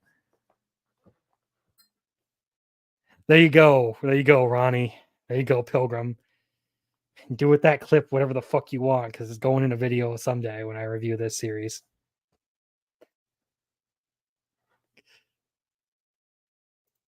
Yeah, as far as Undead Unluck goes, I actually wasn't even gonna touch it because I picked up a volume of the manga a while back. I did my digital trial run, and I didn't care for volume one, but some acquaintances, egged me on, encouraged me to try the anime, and surprisingly, once it got to the round table, it actually got a whole lot better, and I like the series.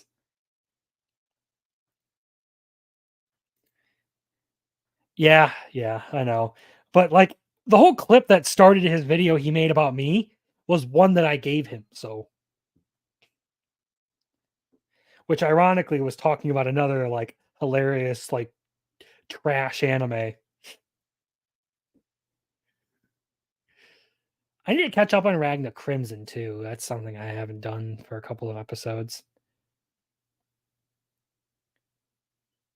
Kingdom's airing. Ooh, there's a new episode of Apothecary Diaries out now too. A show about Chinese concubines that I never thought would be that damn well written.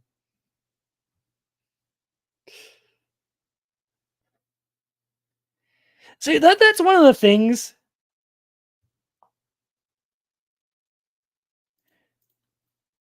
Where Crimson Law came from, Ragna Crimson? No, actually. So the origin of Crimson Law is Borderlands 2, actually. There's a group called the Crimson Raiders. And one of my favorite weapons in the game was called the Law. It's just a revolver that had a 200% buff to melee damage. Don't ask how it works. It's just a pistol with a bayonet.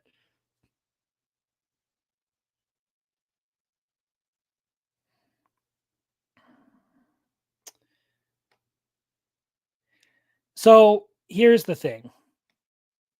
It's going to be like that for a long, long time. It took me about a year to get to the point where I was getting double, triple digit views regularly. New channels, it can be kind of rough. Like some videos I posted, I worked like a whole week on a video once and it got almost no views. Don't let it get to you too much. And sometimes those videos will catch on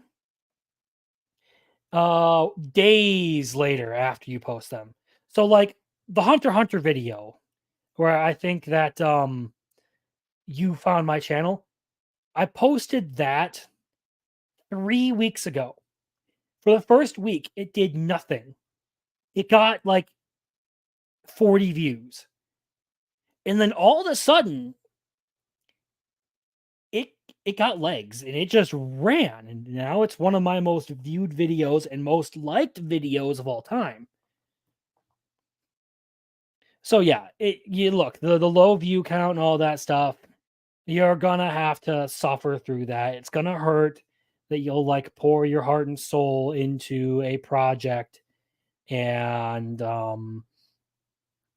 it doesn't get as many views as you would hope. But if you really want to like make it, you just got to keep going at it. You just got to keep doing it.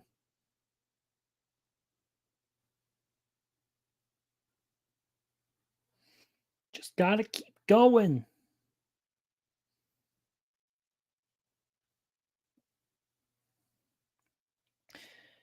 I keep getting recommendations from someone about this is a sign of affection.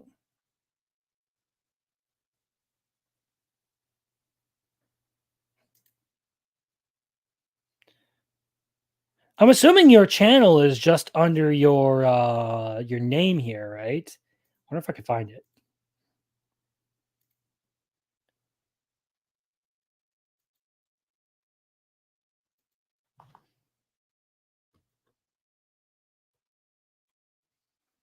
Let's see. Oh yeah.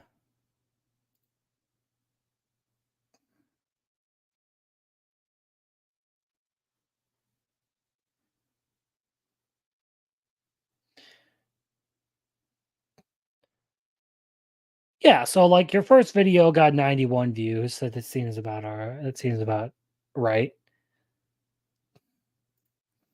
But yeah, AI is weird though. Yeah. Yeah, it is. I've considered using like AI art generators and stuff for things before, but I didn't like the way it looked. Even like people who like are quote unquote really good with the AI artwork and stuff, their art still lacks a lot of the human element that makes it fun. Which is like when it comes to manga, you can tell when like you have something really, really good in your hands. So like Dandadan, which I am really excited for this anime. You can tell just by looking at the, let's see if I can find a splash page in here. Here we go. You can tell just by looking at the artwork that there is a lot of effort put into drawing some of this stuff. Whereas you can pull up any generic ass romance manga and 90% of them have the same style, and a lot of very, very similar like art styles, character design, all of that. It's generic. You can find that with isekais too. The popular genres get flooded with generics.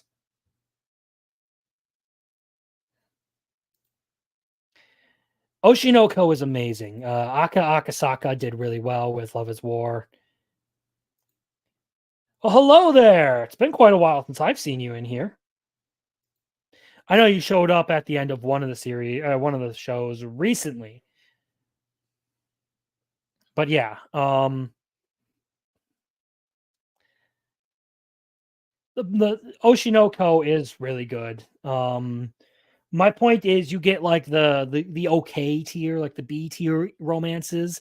A lot of them look the same. So like I could pull up like, and they look factory produced and stuff. Yes, they absolutely did Batman dirty in that.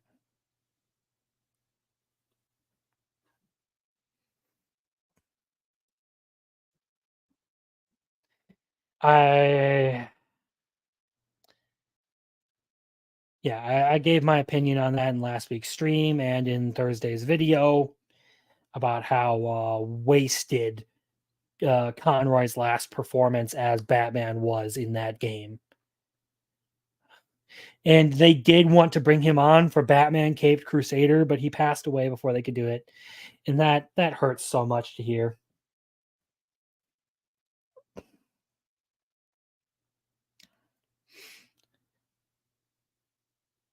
Well, yes, an absolutely legendary Batman. A guy who became iconic for like the voice of Batman.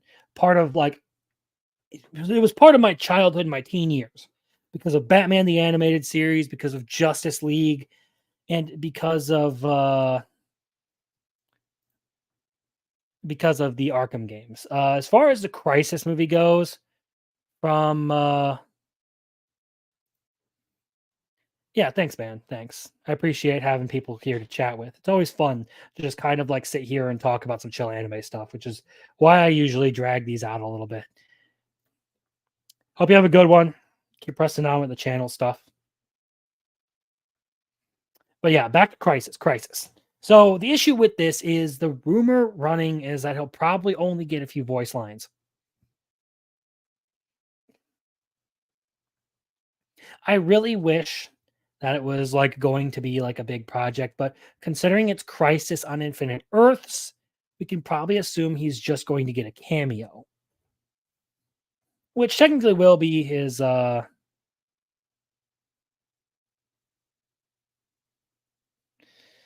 final performance, and it'll probably be better than the fucking bullshit that they pulled in Suicide Squad.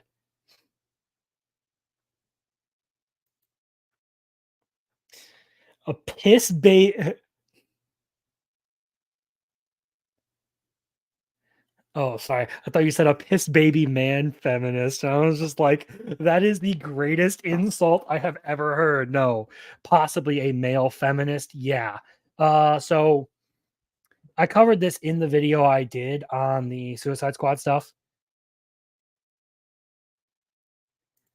Yeah, again, my opinion on that is all in that video and about how much I fucking hate that. How much of a disgrace and a waste that fucking is. And why people hate Batman so much. But yeah, Lex Luthor simps hard over Wonder Woman in the dossier.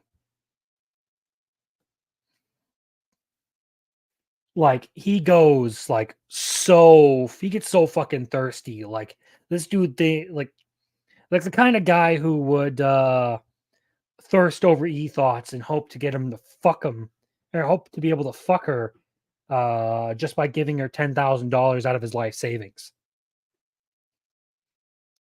Lex Luthor gives me that kind of vibe when he starts talking about Wonder Woman. She's also the only one to not get an evil representation and the only one to die a heroic, noble death.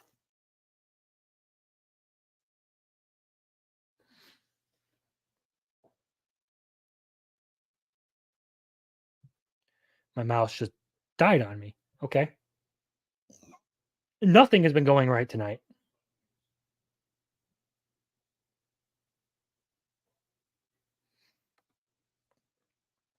This is getting mad vibes of The Last of Us 2 again, when killing Joel just like Batman and Suicide Squad kill the Justice League by a brutal, disrespectful way. Well, it's not just that.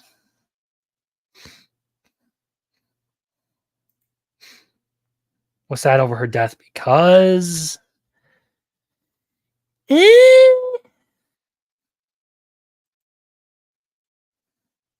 the whole fucking thing was so weird. And not to mention the fact that the game was like suck ass bad. It's funny though, because the Rocksteady that made this game is not the same Rocksteady that made the Arkham games. The Rocksteady that made the Arkham games, they abandoned ship.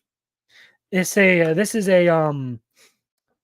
proof that like the whole Theseus's ship paradox. If you replace a part one by one off the ship, at what point does it become a different ship? That whole thing, like, is it the same ship if you just keep replacing parts? No, it's not. Because now that all the good parts of Rocksteady are gone, it is not Rocksteady anymore.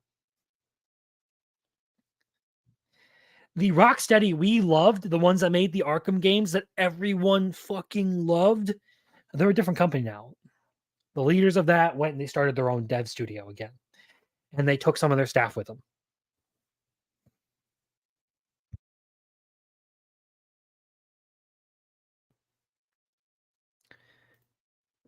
Yeah, I'm not even like a hardcore gamer anymore, but once I get my better setup, I am definitely doing a full playthrough of all the Arkham games, minus Suicide Squad, because that one can go right in hell.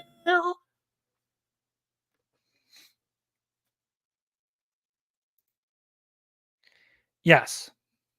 Mm-hmm. Yes. You can thank the company Sweet Baby Inc. for that. They did the cutscenes and the story consulting and all that.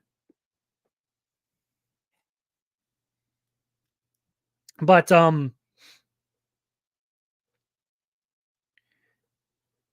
Batman's death in this wasn't just like disrespectful because of how brutal it was.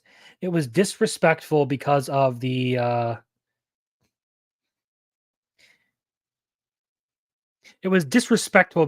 way like the character is treated. This is like one of the most iconic versions of Batman. And you're telling me you couldn't send him out in a way that was like he actually did something like sacrificially noble for other people, like knowing that he was beyond recovery, like he didn't do something to help the Suicide Squad. You couldn't give him a noble send off. Because look, let me be entirely honest. If they had like given Batman a really good send off in this game and killed him off, I wouldn't have cared nearly as much. But it's so unceremonious, so disrespectful, and so blatantly ideologically motivated that I cannot forgive it. Independence and small gaming devs are the way to go, even creatively. Platonics, Rare, and the former has most of the latter's devs.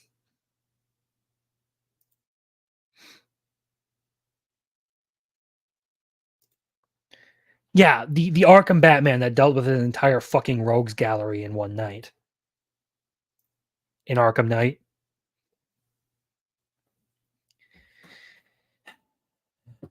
Make it make sense. Shit is stupid. This shit is fucking stupid.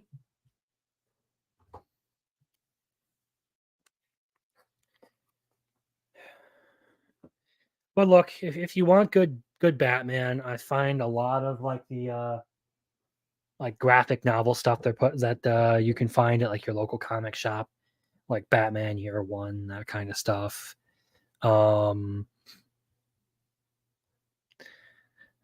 Killing Joke I actually liked. Death in the Family I actually liked. I still have yet to go through like some of the Batman books I bought while I was there, but there's still plenty of good Batman stuff and all that to do, and all that to enjoy. It's just really, really annoying when there's something good and then they intentionally fucking botch it for a shitty game that is like that pulled half the number of players as Marvel's Avengers.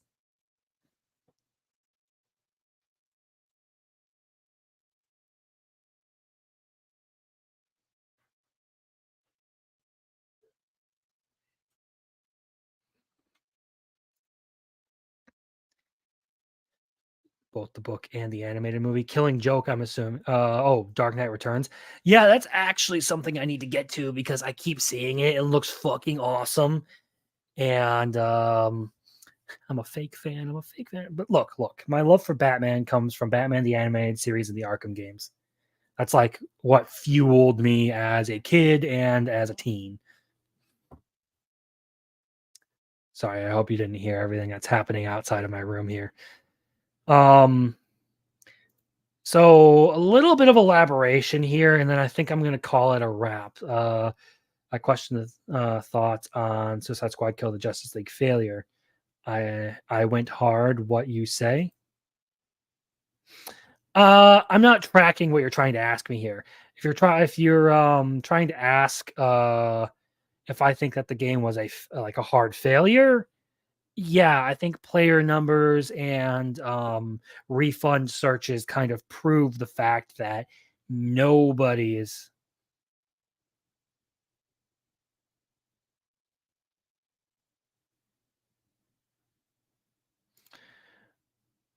Oh yeah, about the Joker being like misunderstood and all that. Like he's masking his insecurities with traditional Joker behavior. No, the issue is that he has no insecurities. He's so absolutely confident in everything that he's just straight up crazy. And he'll do whatever the fuck he wants because he thinks he's right. Thinks he's like absolutely confident in it. The Joker doesn't need to be a sympathetic villain. I think they also need to take a break from the Joker. There are two things about like the Batman franchise, his rogues gallery and all that kind of annoy me. One, Batman getting too involved in cosmic level threats and like, actually fighting things like or beings like Darkseid and all that. Batman works best as a street level hero. Two, the overuse of the Joker and the over explanation of the Joker. The Joker, it should just literally be a psycho. Yeah, JM, that's kind of what I'm getting at. Some villains just should be evil, like Griffith. Like Griffith is just straight up shitty and evil. Like there's no explanation. I guess you kind of understand where he's coming from, but like dude literally sells the souls of all his friends to demons in order to gain powers, just so he can become a king. And a straight up fucking twisted evil. That's why that series works so good. That's why the Joker was good, because he was just straight up evil. He was a character that was just like he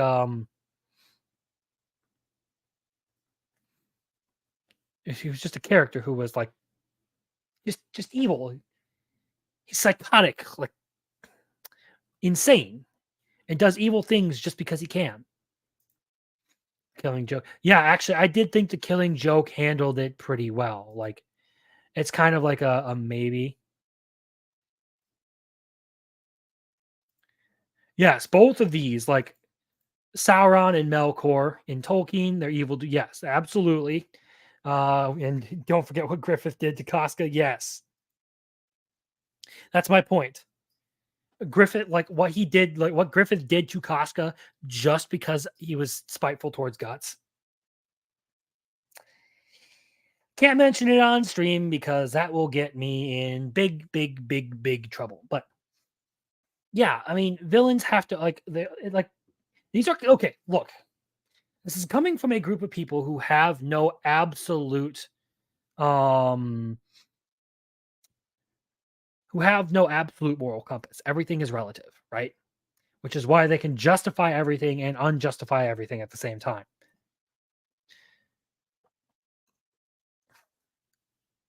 So obviously you can't have a pure evil because that would break that whole worldview, which is why every character has to be misunderstood or sympathetic.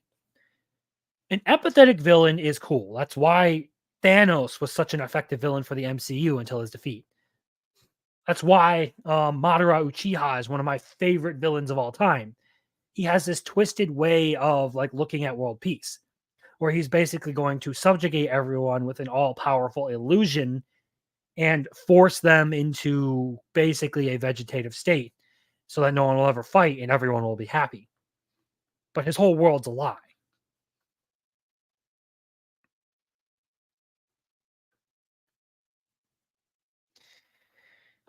And that's why like Sauron gets turned into like this misunderstood, I just want to make a place for my people kind of guy in Rings of Power. They have no absolute moral compass. These people need, or they can't have an absolute evil, which in some cases, having an absolute evil, the likes of, hell, I'll bring up Dragon Ball, Frieza being an absolute evil.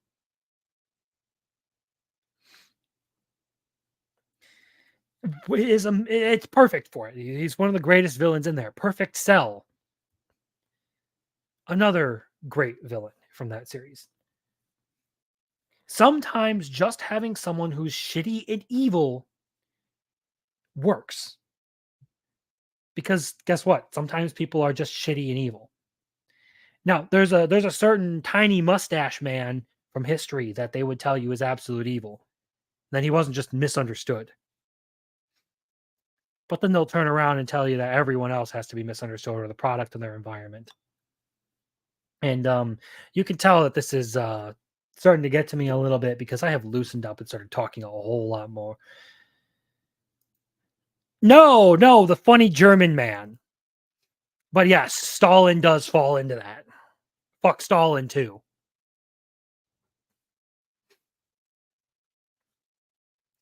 Look, I think I probably do need to wrap it up now because I keep ranting. And yes, Palpatine is evil too. Make villains evil again, please, please.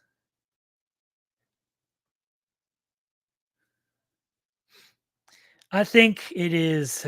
I definitely need to wrap it up now. It's been about 2 hours, 2 hours, 10 minutes. I have not gotten a message from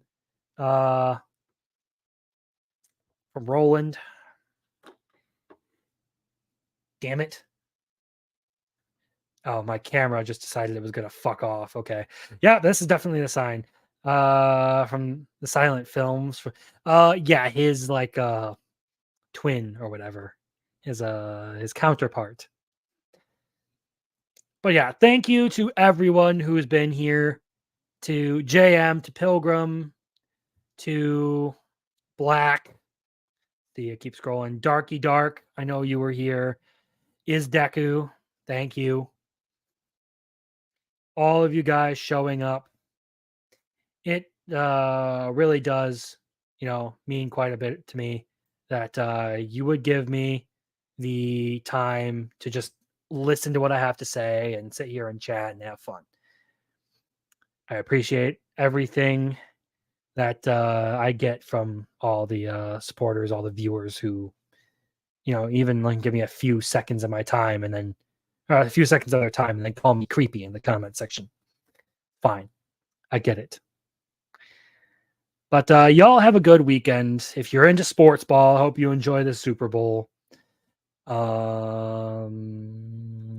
That's about it. I guess I will see you next time in the next one later. I don't know how to say this. I'm just trying to end the stream now, and I'm waiting for it all to die out.